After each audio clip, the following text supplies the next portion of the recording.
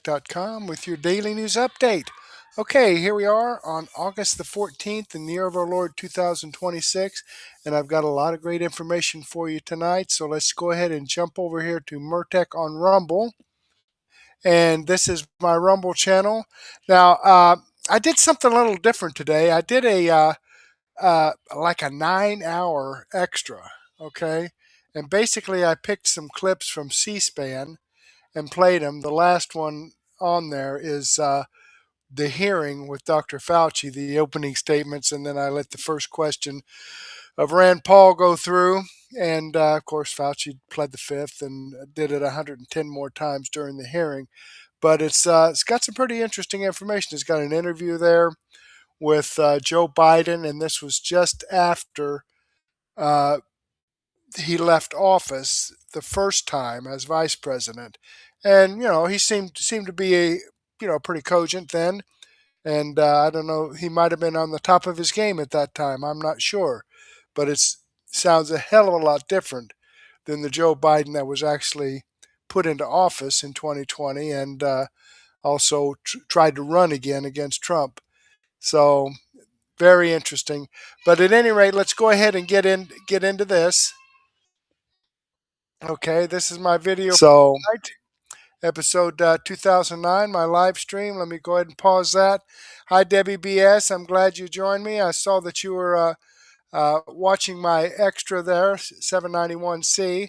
So thank you very much for that. But let me go ahead and close out the live chat, slide down here and click the Show More button.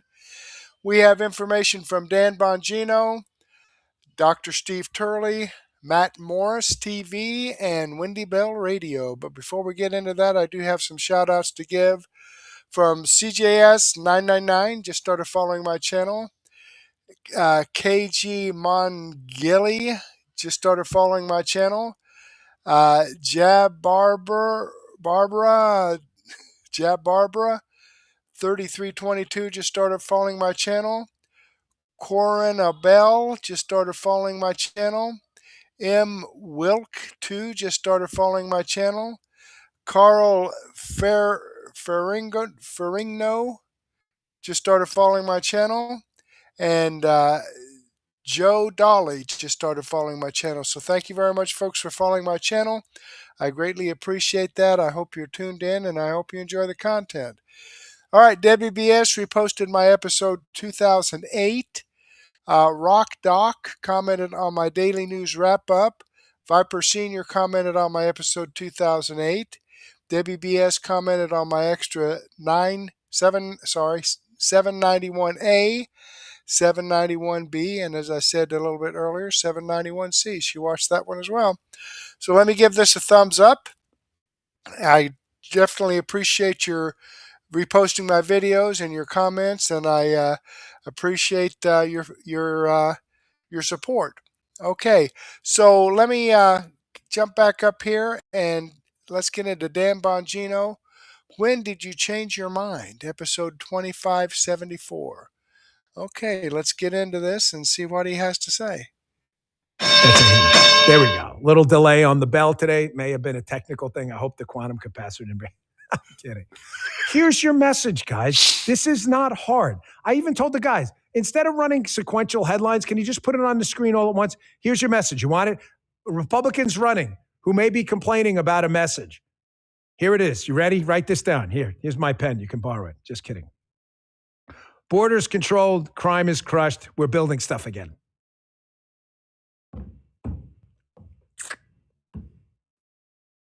Just take that in a second. You got your pens?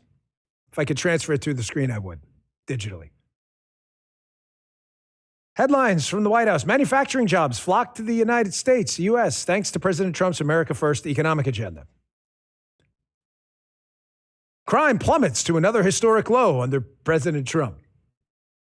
Trump administration delivers 13 straight months of zero releases at the border.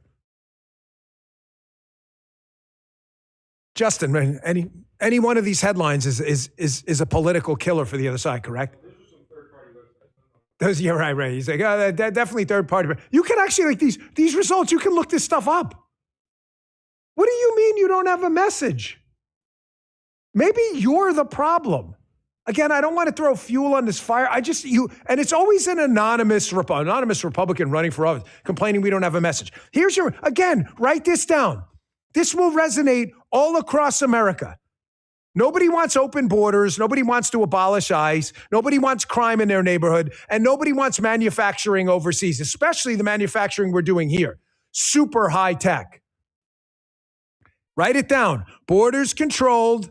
I wrote it down just so you don't forget. Crime's been crushed, and we're building stuff again. There you go.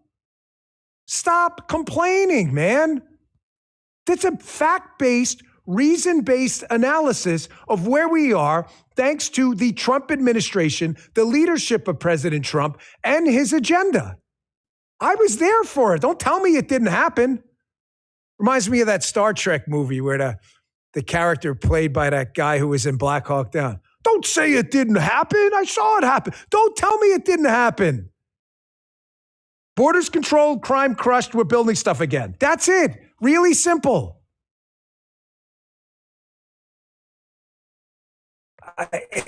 The whining.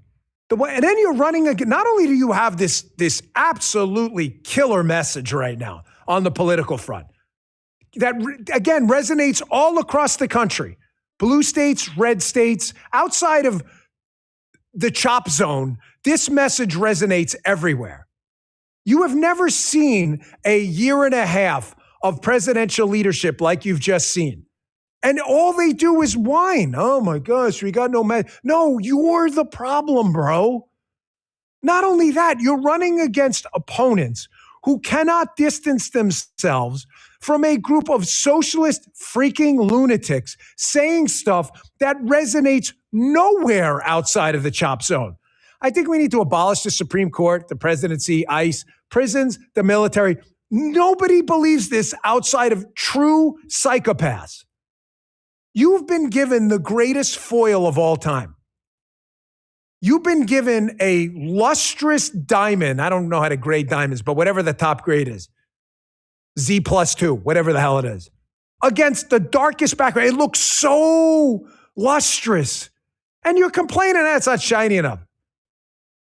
What the? Folks, I titled the show today, When Did You Change Your Mind? Because the Democrat message we're running against is dark, macabre background on this diamond of a set of results. Those are real, those results.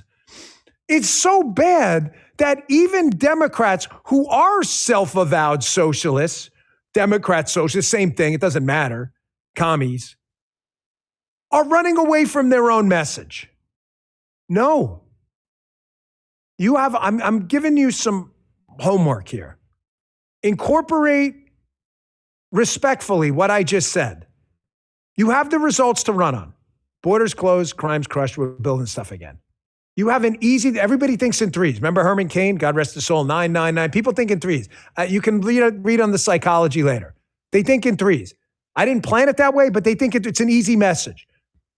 And your other goal is to make the other side unappealing. Here's the catch. It can't be any easier because the other side thinks it's unappealing, the Democrats, because they're all trying to walk away from woke 1.0. AOC laughing about, woke 1.0 was crazy. Woke 2.0 is even crazier. Abolish Thanksgiving, cancel fireworks, abolish ICE, open the borders, defund the military, defund the police. You think woke 2.0 is an improvement? Ladies and gentlemen, woke 2.0, I may be aging myself, but some of you will get this in the chat, is Escape from LA with Kurt Russell. Some of you will get that, although I can see the boomer, whatever, I'll take it on this one. Escape from New York, greatest movie ever. Escape from LA was like 10 years or so later, maybe even more. Worst movie ever in the history of movies. And I love Kurt Russell. I can't believe they made him surf in that movie. Just look it up. That's woke to, it's worse. It's actually not even a good analogy because Escape from New York was awesome. One of the best movies I've ever seen. I love it. Woke 1 sucked too. There are no backsies. I can't say this enough. You trade baseball cards when you were a kid. I don't know. Kids probably don't do that anymore. Maybe they do. I don't know. You make a bad trade. I gave you I gave you a Willie Randolph card, and you gave me Bobby Ojeda. I want it back. No, there's no backsies. No backsies. No. Yes, no takesies, backsies. No, thank you, Justin. No backsies. Governor DeSantis down here in Florida brought this up the other day, and he's absolutely right. There are no trade backs. You're going to run on the message President Trump handed to you on a silver platter. Borders closed. Crime's been crushed. We're building stuff again. And you're going to point out that the other side is so crazy, they don't even like their own message. And we're not letting them trade it back. We're going to put a bumper sticker on their forehead. Check this out. People making the statements about abolishing prisons and abolishing the police. Oh, that was just woke one. It was crazy. Like, really? Like, you just going to say that it was just a mulligan or something like that? Like, people were actually attacking law enforcement. They wanted to defund police. You did have candidates, and you still have candidates who talk about abolishing prisons, but you got swept up in that frenzy. You don't just get to say, "Oh, that was yesterday. Oh, let's just move on." I said this on Fox, guys, 2 weeks ago. No backsies. No. Stop. Chapter 2 of the show. Serious time. We heartbreak. Folks, people died because of woke one. No, people actually died. I'll talk to Sean Farish, who starts his show on Monday at 1 o'clock, rumble.com/Sean. He's our guest today, about this exact thing later. People died in the chop zone, couldn't render aid to people in the chop zone. They wouldn't let the police in. Buildings were burned down. People were jailed for surfing on the beach by themselves. Not even like paddleboarding in the middle of the ocean during COVID. Who the F was going to give you COVID? Jaws? Is it even a shark disease? Can you look that up on ChatGPT? Can sharks get infected with COVID? This happened. Now you just want us to forget it? Mask mandates, cancel culture. Folks, look it up, man. I live this. YouTube wiped us off the map because I dared to tell you that cloth masks don't work. Look it up. I was called an election denier by Politico for questioning the 2020 mass mail-in ballot election when the New York Times themselves 8 years earlier had questioned the exact same thing. You can look those articles up. They're still there. Don't tell me I wasn't in it. My investments in Rumble and other free speech sites over and over to give people an avenue in the parallel economy. We live this. You have no idea. One of these days, I'll tell you the true story about this whole thing. How much, because I don't like making the show about me. It's about us, all of us. You have no idea the damage that the only time I think I saw Paula ever really cry outside of a funeral was after like the third cancel culture bomb. I'm not talking about like they tried to push a sponsor off the show. Hit us. They tried to wipe us out. They put us in jail. And you think we're going to walk away from your crazy ideas? The governor's right. So's the president. And I saw the Wall Street Journal and others, and I love the Wall Street Journal. I read it every day. I don't have to agree with them on everything. I like their writers, okay? It's my choice. You can read whatever you like. I like to get a lot of diverse viewpoints from both sides to see what the other side is thinking, even people within our own tent. But I saw them attacking Trump in the op-ed column the other day, one of their writers, saying like, oh, I can't believe he's calling the left communist. What do you mean you can't believe it? They're self-avowed socialists, and their main party platform, big mainstream candidates, and politicians like Chuck Schumer and Hakeem Jeffries are not in any way distancing themselves. There's just a fringe of people that are doing it. Carville, Van Jones, Bill Maher is not elected, but that's it. There's no mass movement to like purge the commies out of the party. Thank God the president's speaking the truth about it. Who else is going to warn people? Hold on, let me see it. Wow, oh my gosh. Showing you like we don't plan this stuff. Yes, can sharks get COVID? Apparently, sharks, no, see, maybe that guy, maybe they arrested They can get some. Sharks have their own immune system and get various viral infections. Although, it notes, is this ChatGPT? You can't catch COVID from eating properly handled and cooked shark meat. That's good to know. Thank you. See, we're learning something new every day. You get my point. Even if the shark could give the guy, he wasn't even bit by a shark, and the shark's not breathing on the guy with the aerosol. That was a shocker. It's the best part of a live show. You get the live react from me. Folks, we're not going to forget any of that. Here's the crazy thing about this, though, is that Woke 2.0 that AOC is now running on, suggesting that it's somehow disparate and different from Woke 1.0. Woke 2.0 is crazier. Their new ideas are nutty. They're insane. They're still sticking to crazy Woke 1.0, like what we don't really know what a woman is. I mean, ESPN article about this. The women's NBA, the WNBA, met apparently for hours trying to figure out what a woman is. And what happened, Justin? Did they figure it out? No. They still pretend to not know what a woman is. And you're telling me this is Woke 2.0? How do you think we're going to let this go? Really? No, we're not doing it. Here, you want to see another crazy idea?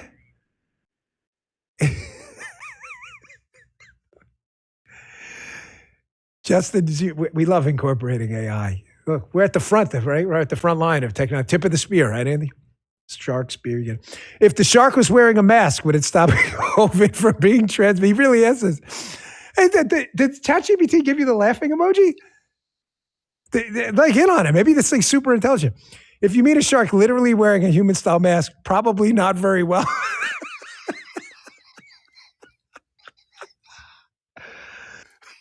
All right. I'm going to pause that there and move on. But this is in my daily news wrap-up, so you'll get to see more of this. And he's right. I mean, I listened to those remarks about the Fauci testimony on my extra that I talked to you about a few minutes ago, 791C. And Rand Paul gave an opening statement, and then the Democrat, his cohort on the committee, just sat there and lied his freaking ass off. Why should we have to bring up the past? Oh, yeah, well, because, when they put someone on trial for murder, that was something that was done in the past, okay? Just because you commit a crime in the past, that doesn't mean that it's okay. So, according to this cork biter, that if someone commits a crime, you have to immediately, within milliseconds, arrest them, put them on trial, and that's it. Otherwise, you're just relitigating the past. Oh, man. These Democrats, it's unbelievable. I don't see how anybody can vote for them. Because they continue with the lies and continue with the lies. And they brought up January 6th, 7th, whatever the frick it was.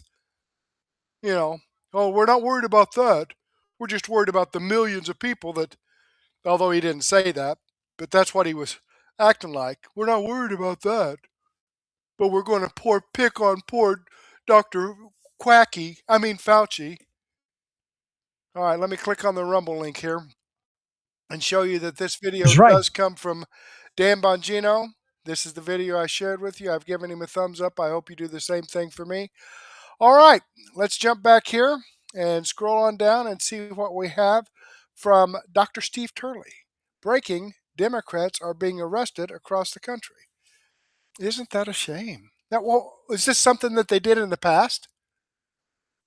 Gee, Merry Christmas. Let's check it out and see what they did in the past. Why are we rehashing the past? And it's free. All right, so it's happening. It does appear that the days of reckoning are being unleashed on the corruption inside the Democrat Party. Let's start with the breaking news on Heidi Beirich. She's the former head of the ultra-liberal Southern Poverty Law Center's so-called intelligence project. She was just arrested in California.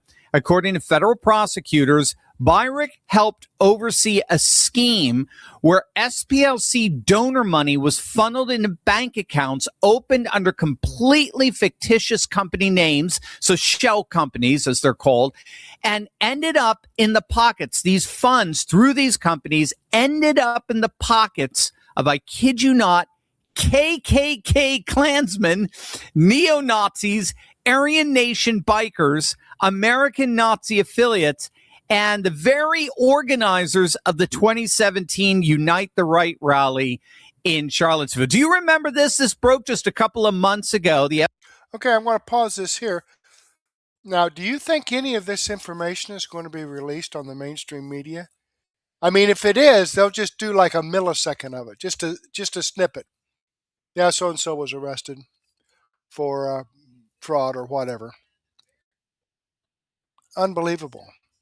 And that's why, because most of the Democrats that vote Democrat watch CNN, MSNBC, ABC, CBS, blah, blah, blah. Okay? Because they're not going to get the truth there. And that the sad thing about it is they don't realize that they're not getting the truth. They just take all that bullshit in. It's amazing that they're all not running around here toxic from all the bullshit they take in. SPLC, which supposedly exists to combat racism, was actually funding it. They were actually funding the very racist groups they claimed to be fighting, and they were doing it through these fake set-up shell companies so that the money couldn't be traced directly back to them. So this is blatantly intentional. Well, the first domino in that corrupt scheme has fallen. It turns out that this woman, Byrick, was not only involved in funneling money to organizations like the KKK, but prosecutors say that she actually shared a joint bank account with a paid informant, an informant who had infiltrated the neo-Nazi National Alliance. And get this, she was allegedly living with him. She was romantically involved with him, all the while roughly $140,000 in donor funds moved through their shared accounts between 2015 and 2021. That same informant reportedly received over $1 million total from the SPLC since 2007. And it doesn't stop there. The informant Byrick was allegedly involved with is accused of breaking into the headquarters of a white supremacist organization and stealing 25 boxes of documents. Those stolen documents reportedly became the basis for a splashy 2015 Hate Watch article published by SPLC, written by none other than Byrick herself.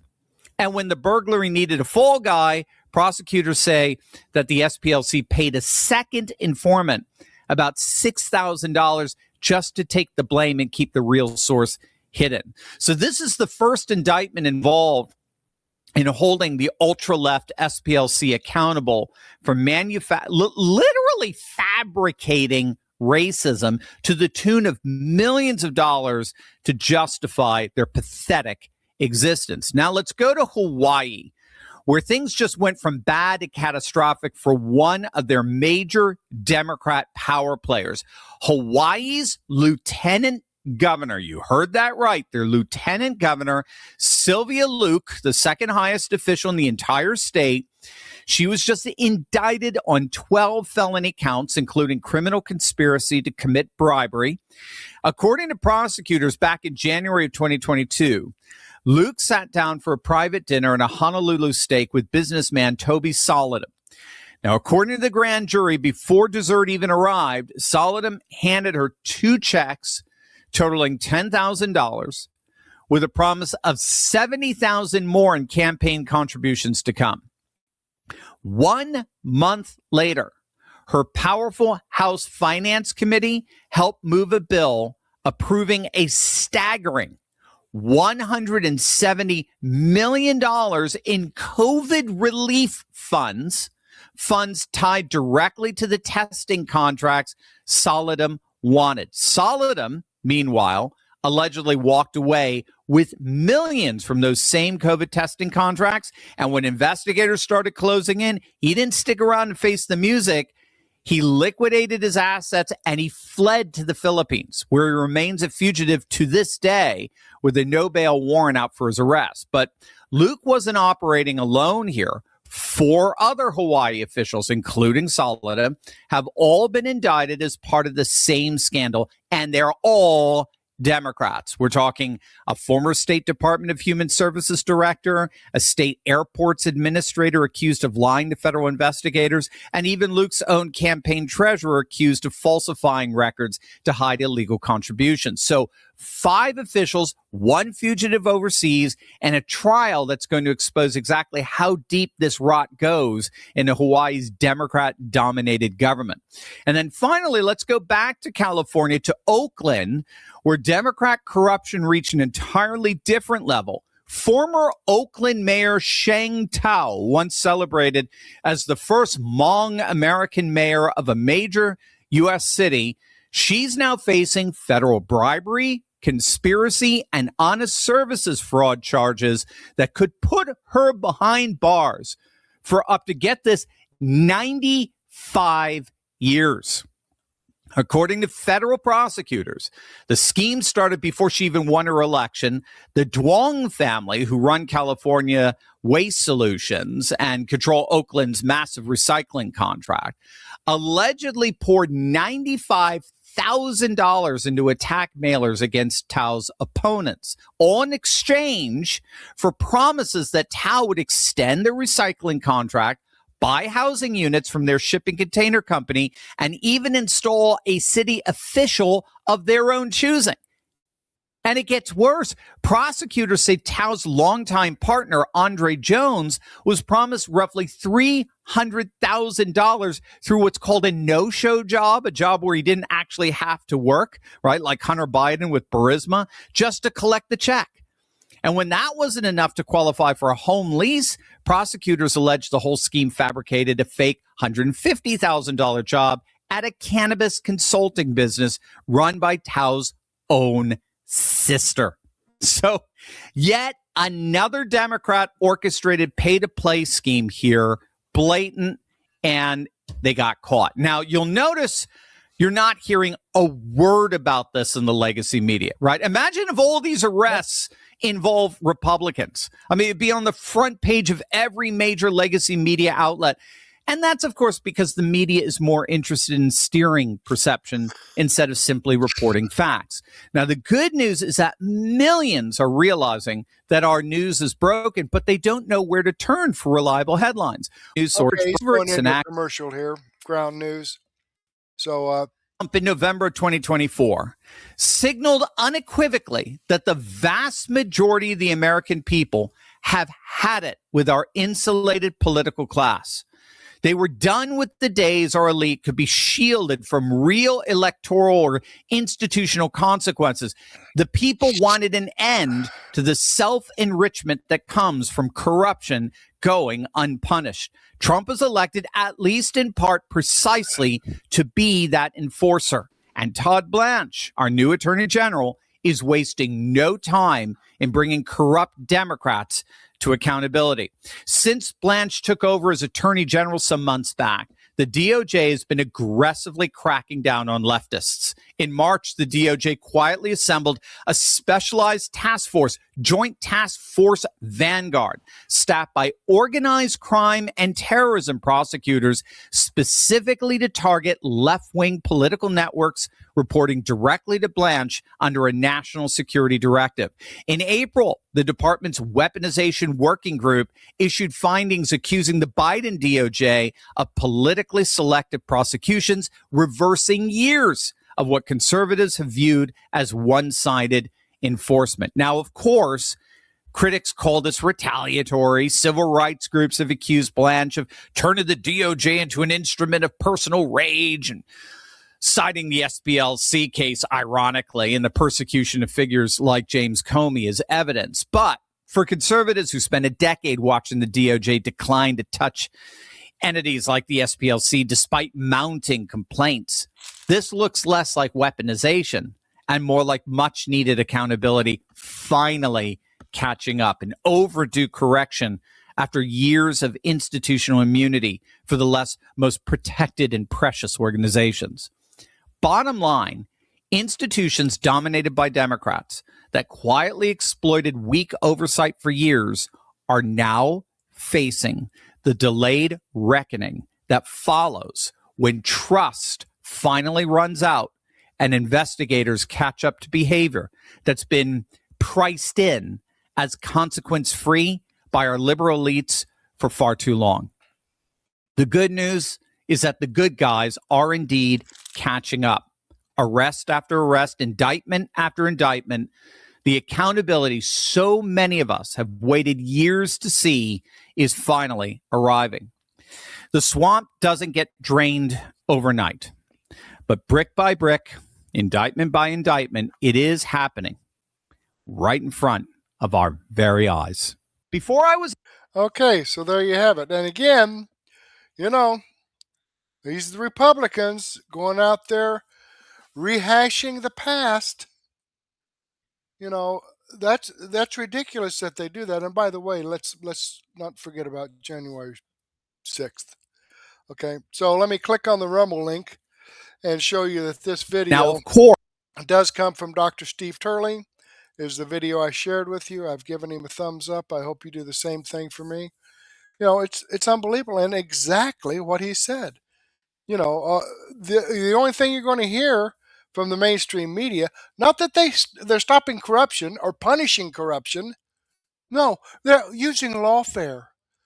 Oh, you mean the lawfare that was used under the Biden administration on stuff that was actually fake, making up stuff, throwing documents around in Donald Trump's home in Mar-a-Lago and then taking pictures of it and releasing that to the press. That kind of stuff? Is that kind of lawfare? No, that's not the kind of lawfare that the DOJ under Donald Trump is doing.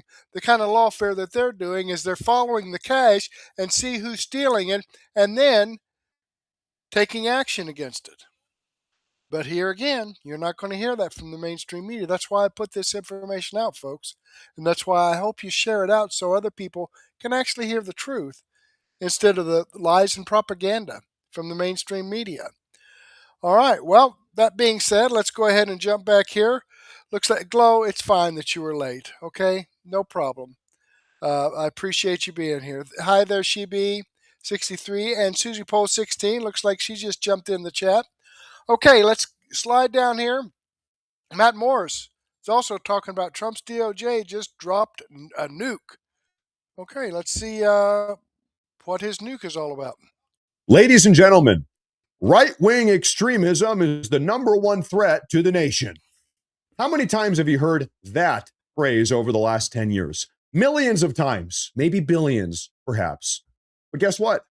Back in reality, here in reality, right-wing extremism is actually so scarce, really it doesn't even exist, that the far left has been secretly funding right-wing terror groups so that then they would have something to point their hypocritical leftist fingers at. Hey, everyone, look at those evil, psychotic right-wing extremists. Just don't act who's been funding them. The Democrats. That's who. In fact, if you don't believe me, take a look at this. I think you're going to appreciate today's news. The former CFO, that is Chief Financial Officer of the SPLC, that is the Southern Poverty Law Center, who was in charge of tracking hate groups across the country and was caught overseeing secret payments to informants inside of white supremacist groups, has now been charged by the DOJ for fraud. Let's go ahead and get some information. Just so you know who we're talking about, this is her right here. Their views, I think white supremacy is, one of the worst things mankind has come up with. Well, I can have a direct impact on these movements. And in the first year I was there, we did some very good work, myself and my colleagues, exposing anti-immigrant networks in the United States, some of which are still functioning today. Their views, I think white supremacy is, one of the worst things mankind. White supremacy is one of the worst things of all time. Well, check this out. She was actually sleeping with one of the white supremacists that she was funding. I kid you not, in one of these groups that she was propping up through her role at the SPLC. She personally funneled $1.2 million to these hate groups that only existed because of SPLC funding. And she's now going to jail for defrauding donors to help support these white supremacists that she was propping up and sleeping with. I kid you not. This is what's going on. Indicted, coming out today. Former Southern Poverty Law Center official Heidi Bereich is her name, was arrested Wednesday on federal wire fraud and money laundering charges, alleging she helped funnel $4.1 million in tax-exempt donor funds to violent extremist groups, including Ku Klux Klan chapters. The 26-page indictment alleged the SPLC secretly routed donor money through fictitious business accounts between 2007 and 2023, paying field sources who led or were affiliated with these extremist organizations. Prosecutors say the money funded KKK rallies. It recruited members. It purchased materials for robes and cross burnings, and even encouraged two Klans members who wanted out of the organization to stay in the movement with monthly payments from the SPLC. Wow. Bereich, 59 years old, this woman here, was charged alongside the SPLC itself with conspiracy to commit wire fraud and conspiracy to submit false statements to a federally insured bank. Attorney General Todd Blanche confirmed the arrest and said the federal investigation remains ongoing. This is insanity. Here she is again. Take a listen. By taking their money away, they can't function anymore. And that was successful. Yes, every single one of them has been successful. Obviously, when these groups don't have money, that means there's less violence that they can perpetrate. You know, the whole idea is to not allow them to function. The whole idea is to crack down on these extremist hate groups, take away their money, sue them into oblivion so that they don't have the finances to function.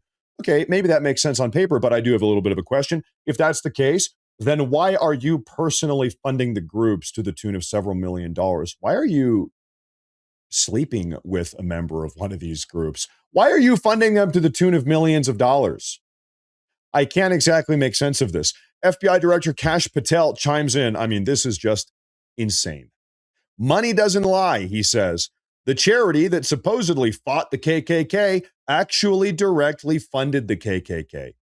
The charity that supposedly fought neo-Nazis actually funded neo-Nazis. Heidi Bereich is her name, supposedly dedicated her career to fighting neo-Nazis. The indictment alleges she helped fund them.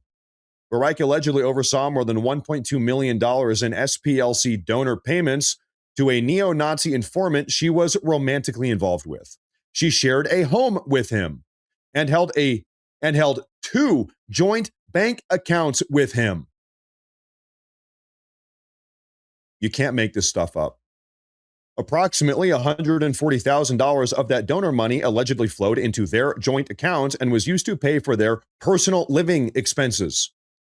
The same informant broke into an extremist organization's headquarters, stole 25 boxes of documents, transported them across state lines, copied them, and then returned the originals. Bereich allegedly knew the documents were stolen, used them for an SPLC story to raise even more money, and then paid another source approximately $6,000 to falsely take responsibility for the burglary. They paid a fall guy. The woman who supposedly fought hate allegedly helped pay the very people spreading it, used their activity to raise even more donor money, and personally benefited from the scheme along the way. The Southern Poverty Law Center ran a methodical, calculated scheme to defraud the donors. They're based for millions of dollars and used an illicit banking structure system to sow discord and hate into our society. This is the ultimate definition of hypocrisy. Bereich has now been arrested and charged with fraud conspiracy, wire fraud conspiracy, conspiracy to submit false statements to a federally insured bank, and conspiracy to commit concealment money laundering. The FBI will follow the money, expose the fraud, and find every single individual involved.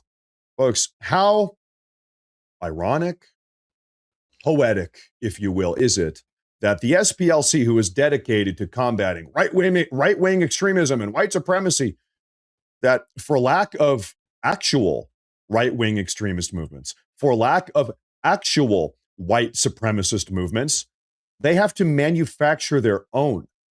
They have to steal money from donors and fund and prop up, financially support their own fake white supremacist, right-wing extremist movements.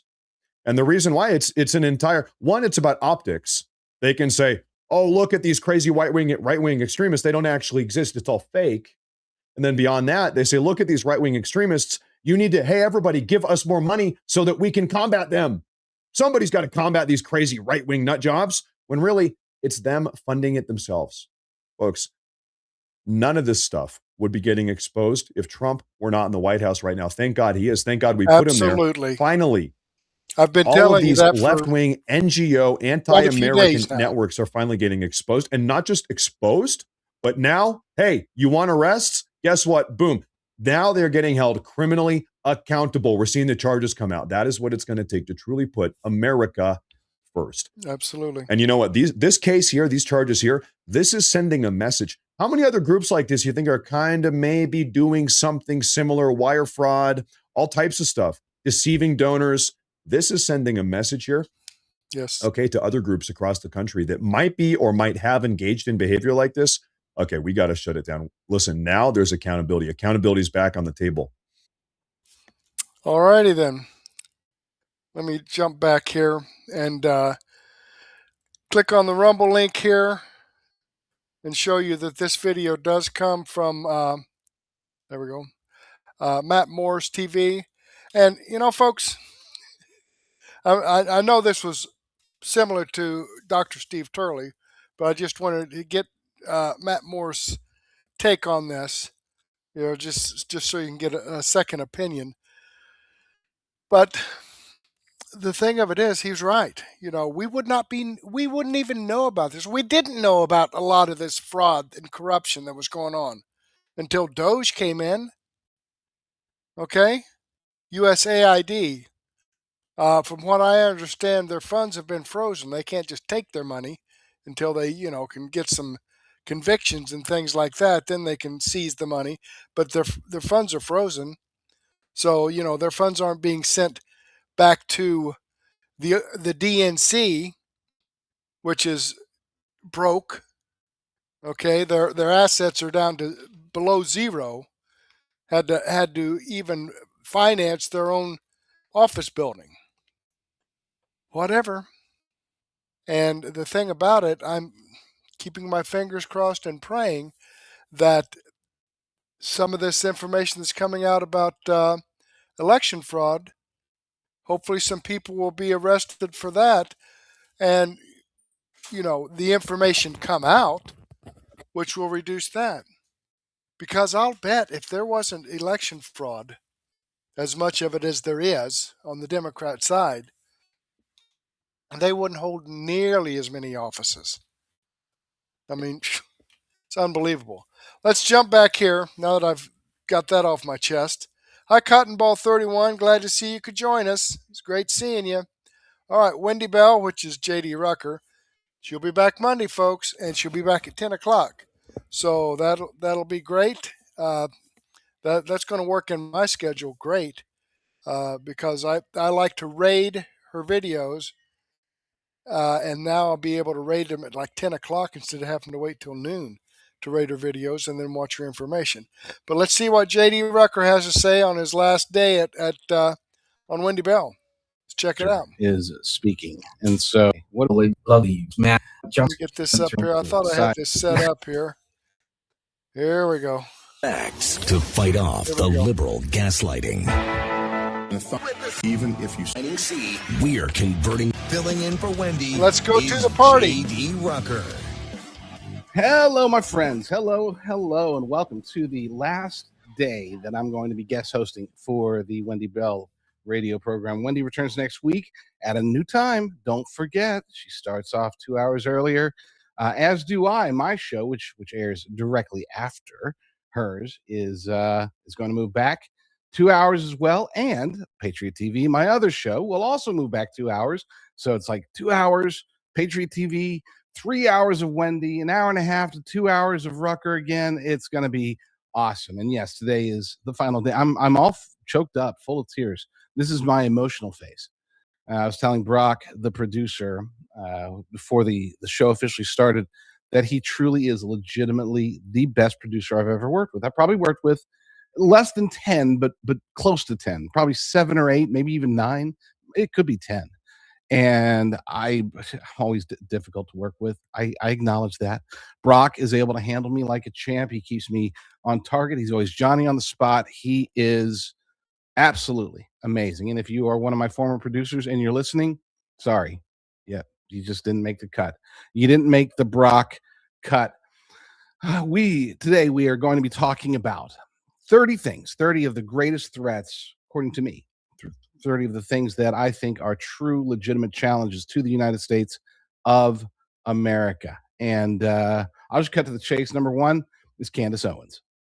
No, I'm just kidding. I don't have Candace Owens on the list, even though she is in the middle of debating. And I made sure to wake up early so I could specifically not watch the debate. I'm sure we'll see clips. I'm sure it'll be all over social media. And you know how many minds will be changed by it? We see 0. No minds will be changed. Those who are against Candace, against the whole concept that Charlie Kirk was killed by Israelis controlling Turning Point USA and using Erica Kirk as an assassin or something like that, those people will continue to believe that. And those who think that Candace is crazy will come out of this debate still thinking that Candace is crazy. So not excited about watching it today. I'm sure it's going to take down our Rumble numbers just a bit, and I'm okay with that because it's sort of like a car crash. Unfortunately, we say that we're not going to get involved. We say that we're not going to be that guy that watches, but if we're driving by one, everybody looks. 100% of us look, and that's a shame. But neither of those things are on my list of 30 greatest threats facing America. Let's get started because it's 30. So we are simulcasting on Wendy Bell Radio as well as the JD Rucker Show. This one, Wendy Bell Radio, will continue on for the next 3 hours, whereas the JD Rucker Show will continue on however long is necessary. We'll do a raid from here to finish it off over there if need be. If not, if I can get through all 30 in the first 3 hours, boom, then we'll talk about other things, which there are other things happening. Apparently, Luigi Mangione confesses to intent to shoot United Healthcare CEO Brian Thompson, and his attorneys have stated that he may be willing to change his plea. The push right now is that I guess he doesn't want to die. I don't even know. I haven't paid much attention to it. That one is with the evidence there. There are no surprises really. We know what he did. We know why he did it. They're just trying to figure out what are the repercussions and where's he going to go to jail and for how long, assumably for life. But we'll keep track of that, I'm sure, next week. In the meantime, I've got this article over at my Substack, jdrucker.substack.com.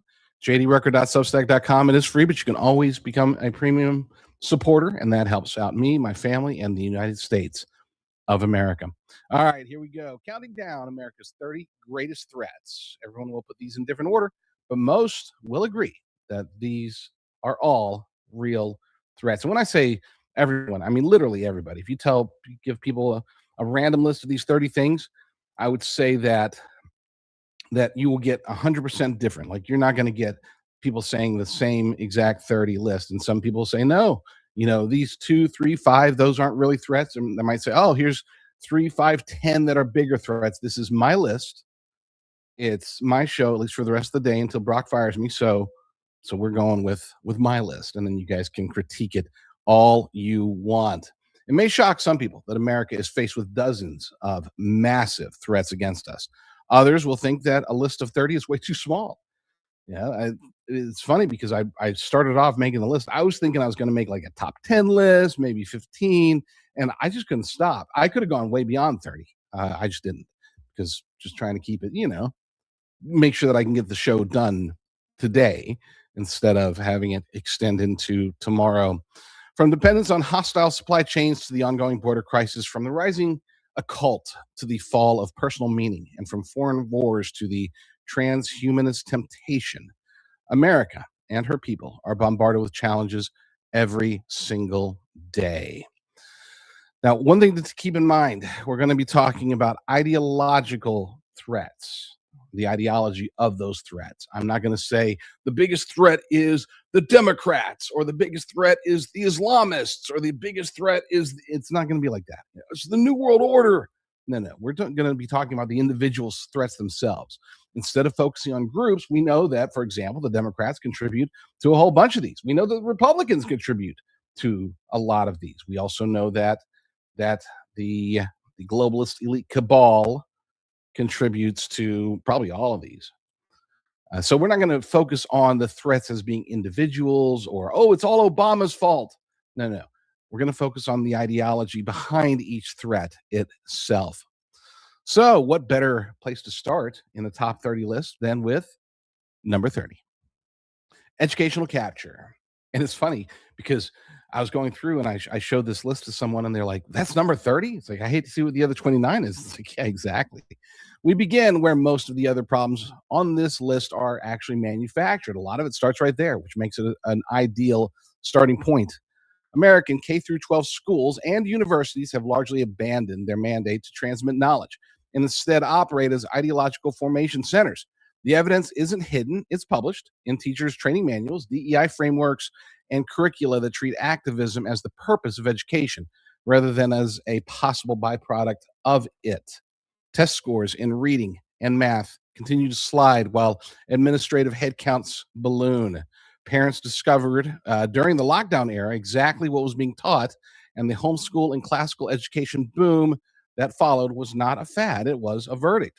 I mean, I had one of my kids my oldest, went to public school for about 2.5 years.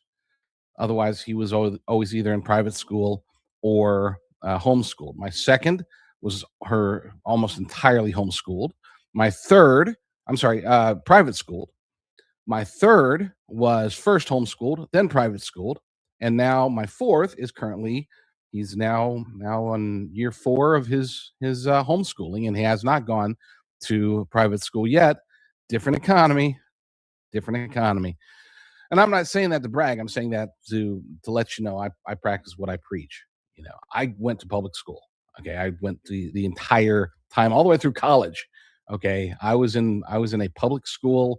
I didn't end up paying for any of my schooling ever. I mean, obviously a little bit of paying here and there, but you get the idea.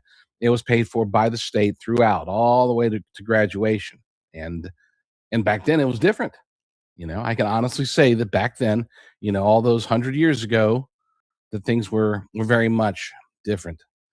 Tens of millions of children remain in the system. And a nation that lets its adversaries catechize its children should not be surprised by what those children grow up believing.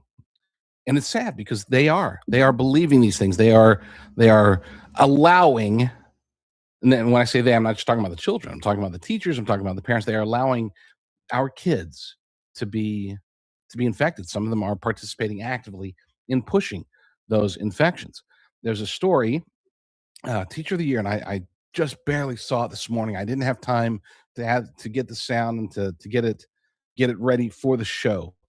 But it was a former Teacher of the Year. She was recently Teacher of the Year, I believe last year, in her school district. And she said that she was resigning. She was speaking to the school board. She said, "This is my resignation. I was pressured to change the grades for one particular student. The student has apparently a mother that berates teachers, that goes and throws fits in the office and goes on field trips and all this other stuff, and just a horrible person." And again, I don't know who the person is. I haven't seen video of this person. Can't confirm this, but this is a Teacher of the Year, young, and she was explaining that this is why she's quitting, because the school board, school leaders, I don't know if it's the school board or the principal or whoever, probably the principal, but she was pressured to change the grades for a student in order to, I guess, help that student along. Doesn't do that student any favors, of course. You know, that student will grow up, as so many students are nowadays, grow up not being able to do what they're supposed to be able to do as a result of schooling. The results have changed. It's not just because of bad teaching. It's not just because it's definitely not because there's not enough money into education. I'm out here in California. I can tell you there's plenty of money in education. It's not the lack of money. It's the lack of direction. It's the lack of soul. It's you could look at a billion different directions of why this is a challenge, but because education is where everything starts for our nation, we can see where the rest of this starts to cascade like a domino. After the break, we will move on to number 29. We made it through the first one during the first segment. So praise God for that. We will speed it along and get through this list as best we can right here on the Wendy Bell radio program. All right, let's go ahead and move this forward here. About the 22-minute mark. 8-5. Stay good. Here we go. And I missed the music. I was so excited about today's show that I did something. I made it through the entire week, remembering to do the Pledge of Allegiance, and I actually started today's show, day 5, and I started day 5, my final day, guest hosting for Wendy Bell, without saying the pledge. So we're going to correct that issue right now. I pledge allegiance to the flag of the United States of America and to the republic for which it stands, one nation, under God, indivisible, with liberty and justice for all. Amen. I'm going to start saying that on my show, unless I forget, which is always possible. So yeah, let's get it. We're going to keep the ball rolling. Number 29. Number 29. The greatest threats facing America today is dependency on a hostile supply chain, and not just one, multiple hostile supply chains. We are dependent, and we shouldn't be. We are the only nation in the world that has everything that we could possibly need in a pinch if the rest of the world were to collapse. If somebody built a gigantic 300-foot wall around us and the Golden Dome, and nobody could get in, nobody could get out, the United States would last the longest because we have everything that we need, including now rare earths, which was one of the big ones that was always a challenge for us in the past. Now we're starting to, the infrastructure is not there yet, but we have found the deposits, we found the places, we got the contracts rolling, everything's getting expedited. We might be able to wean ourselves off of the China teat sooner rather than later. The United States cannot currently produce or scale, and on its own soil, many of the things it cannot live without.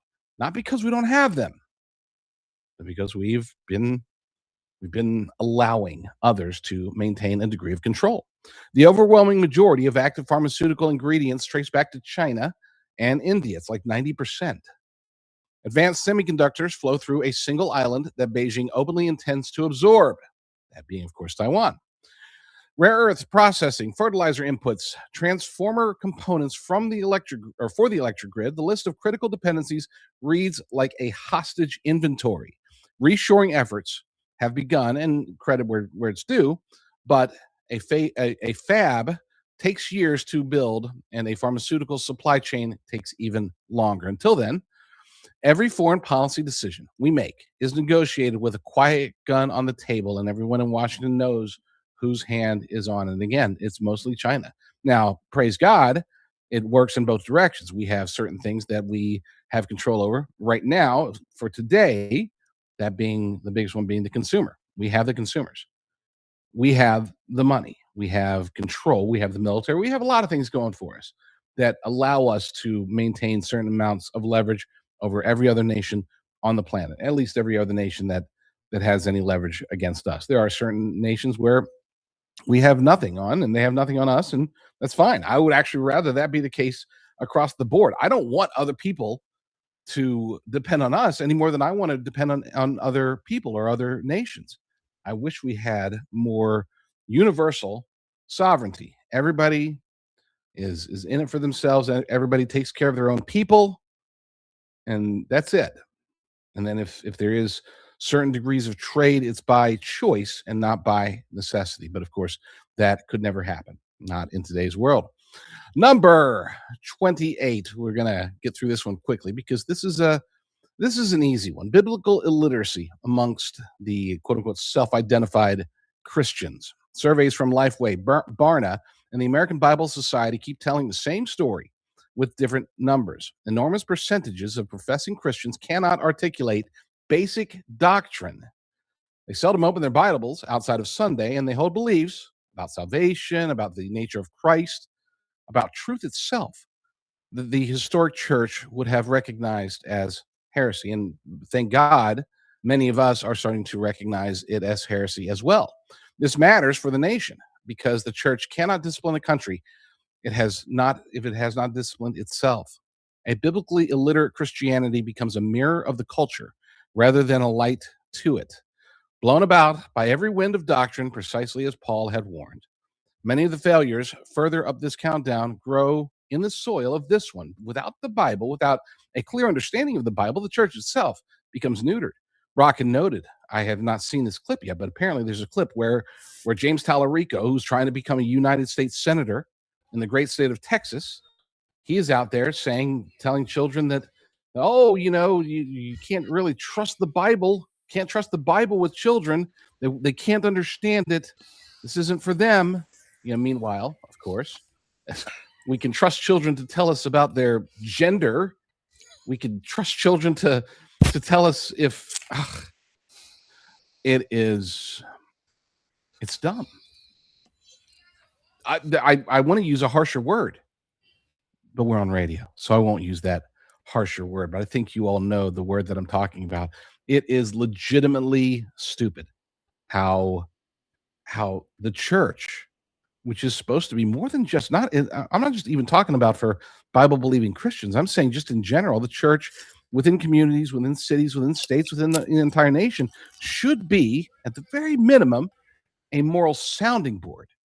It should be a place where people who understand doctrine, who understand the Bible, are able to express their perspectives, express what the Bible says about this, what the Bible says about that. Unfortunately, we can't even get many of us, not all of us, but many of us that are self-professing Christians have very little understanding of who Jesus Christ even was, who he is today, who he is right now, and his impact on the United States of America, his impact on the entire world. That impact is only going to grow, praise God for that, in the future. But in the meantime, we seem to be lost. After the break, we will get to number 27 right here on the Wendy Bell radio program. All right, well, let me go ahead and pause this and click on this Rumble link and show you that this video does come. Here we go. Show you this video does come from Wendy Bell Radio, JD Rucker, of course. This is a video I shared with you. This video will be in my daily news wrap-up. So join me then and watch more of this great information. But getting back here, let me go ahead. We've got some good chats here. A lot of people joined us today. So let me copy this information. There we go. And put it down here in a comment so it will be a permanent part of this video. There we go. All right. Also, let me remind you that these videos that I've shared with you here are videos that come directly from the producer's channel. I've got a link here to the videos themselves as well as a link to the producer's channel. So if you want to check more information out from them, you can by all means do so. And these videos that I've shared with you are videos that I've posted over here on Murtech.com, where I have over 40 no-nonsense, common sense, logic and truth videos, kind of information that you're not going to get from the mainstream media. All right. Now, the link to Murtech.com is in the description box if you'd like to come over here. It's a free site, and it's your one-stop shop for information that you're not going to get from the mainstream media. I'd like to share all of this information with you, but unfortunately, I just don't have the time to do so. And that's why I've put together Murtech's Daily News Wrap-Up. It says I have 22 videos here in my playlist. We have Wendy Bell Radio, Dan Bongino, as I said. We're going to take off where we left off. Also, We the People News, X22 Report, Greg Hunter talking about the Black Swan event coming with Weston Warren. Also, we have AP for Liberty, On the Fringe, Steve Dace, the Sean Spicer Show, and we know a ton of great information here, folks. So please go ahead and take a break. grab a cup of coffee and a donut, or a sandwich and a soft drink, or a beer, maybe a nice glass of wine and some cheese, and meet me back here in about 15 or 20 minutes so I can get this set up in Rumble Studio and we'll take off. But in the meantime, I do want to thank you for being here. Hopefully, I'll get to see you again later, and may God bless.